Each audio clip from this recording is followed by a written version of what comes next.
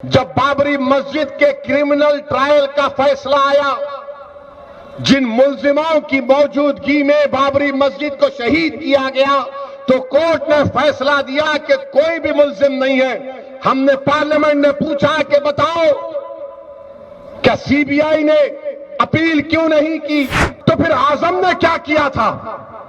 Azam Khan jail में है और अखिलेश यादव बाहर कैसे? बताओ। तो मालूम हुआ कि सीबीआई, नरेंद्र मोदी की सीबीआई सिर्फ मुसलमानों के खिलाफ इस्तेमाल होती है, अखिलेश के खिलाफ नहीं इस्तेमाल होती। अलीगढ़ मुस्लिम यूनिवर्सिटी में बच्चे का हाथ कट गया, जामे मिलिया में बच्चे की आंख चले गई, लाठियां बरसाना पड़ा, दिल्ली के फसादात में हमारे घरों को जला दिया गया, 19 मसाजिद को नुकसान या जला दिया गया। अरे तुम्हारा क्या नुकसान हुआ? हमने एहतजाज किया, जमहूरी तरीके से एहतजाज किया, तो मोदी और अमित शाह डर गए।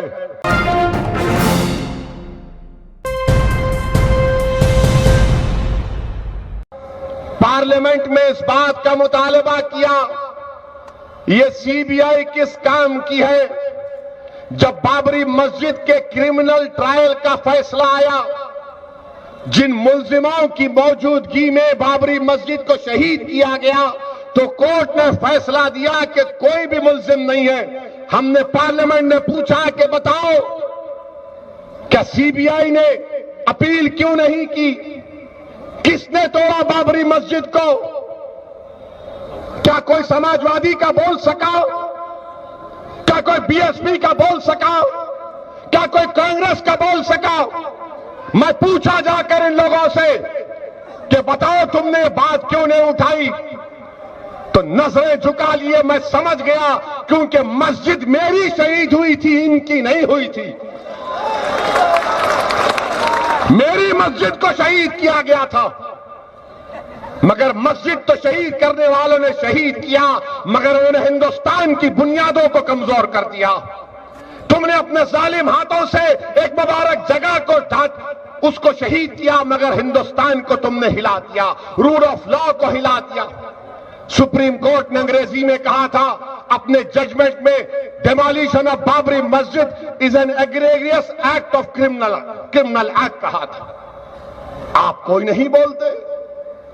हमने पूछा पार्लियामेंट में, मैंने पूछा कि आजम खान के ऊपर मुकदमा कौन सा है, सीबीआई का या जो भी पुलिस ने मुकदमा आयद किया, कि आजम खान जो मंत्री थे उन्होंने लोगों का तकर्रुर किया, नौकरी दी, उनको जेल में डाल दिया।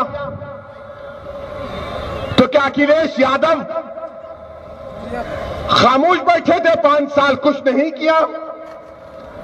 एक मिनिस्टर है आजम खान थे, लोगों को नौकरी दी, उसके ऊपर केस बुक हो गया। तो क्या अखिलेश यादव कुछ नहीं किए? इतना बड़ा बड़ा रोड बनाए, हर काम बोलते मैंने किया। तो फिर आजम ने क्या किया था? आजम खान जेल में है और अखिलेश यादव बाहर कैसे? बताओ। तो मालूम हुआ कि सीबीआई, नरेंद्र मोदी की सीबीआई सिर्फ मुसलमानों के खिलाफ इस्तेमाल होती है, अखिलेश के खिलाफ नहीं इस्तेमाल होती। मैं जानता हूं कि मेरी इस जुमले के बाद, मेरे इस तकरीर के बाद समाजवादी के लोग बड़े तड़पेंगे, रात में नींद नहीं आएगी। जवाब दो मेरी इस बात का तुम लोग। आजम खान जेल में क्यों है? बताओ क्यों जेल में आजम खान? बकरी चोरी, भैंस चोरी। ये दिन आ गया हम लोगों को, जो लोग अपने घर में अगर कोई मेहमान आता तो बकरी क्या भैंस को जुबा कर देते, उस पर इल्जाम। मेरे अजीज दोस्तों और बुजुर्गों, ये होती है ताकत आपकी कि पार्लियामेंट में सिर्फ 2 मंजलिस के एमपी हैं, मैं और इम्तियाज जलील। मगर अल्लाह का करम है कि अल्लाह ने हमारी जबानों में तासीर दी, अल्लाह ने हमारे दिमाग को खुला रखा, अल्लाह ने हमको मरूब नहीं किया इन जालिम हुकूमतों से। हम बेखौफ होकर मसाइल का बयान करते हैं। यही काम आपको उत्तर प्रदेश में करना है। मुख्यमंत्री कौन बनेगा उसकी फिक्र नहीं है।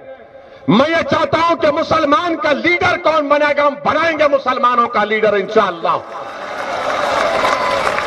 जब हर समाज का लीडर है तो मुस्लिम समाज का लीडर क्यों नहीं होगा? हर समाज का नेता है, क्यों नहीं होगा? आसिम वक़ार ने कहा कि डिप्टी चीफ मिनिस्टर, बोलो अखिलेश तुम मुसलमान को डिप्टी चीफ मिनिस्टर बनाओगे डिप्टी चीफ मिनिस्टर? अगर तुमको सत्ता मिलती है तो क्या तुम डिप्टी सीएम बनाओगे? नहीं बनाओगे। किसको बनाएंगे? जाट को बनाएंगे। किसको बनाएंगे? जाट को बनाएंगे।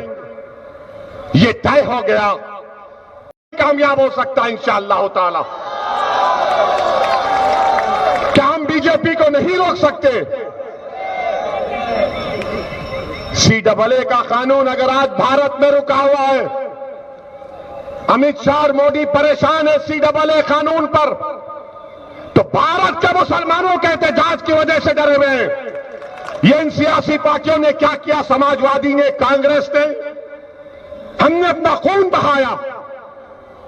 अलीगढ़ मुस्लिम यूनिवर्सिटी में बच्चे का हाथ कट गया, जामे मिलिया में बच्चे की आंख चले गई, लाठियां बरसाना पड़ा, दिल्ली के फसादात में हमारे घरों को जला दिया गया, 19 मसाजिद को नुकसान या जला दिया गया।